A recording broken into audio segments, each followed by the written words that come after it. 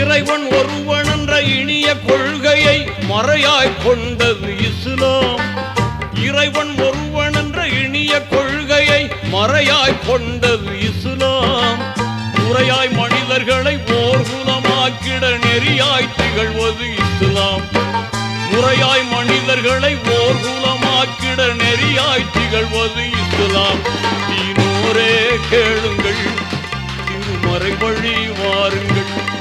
தீனோரே கேளுங்கள், திருமறை வழி வாருங்கள்.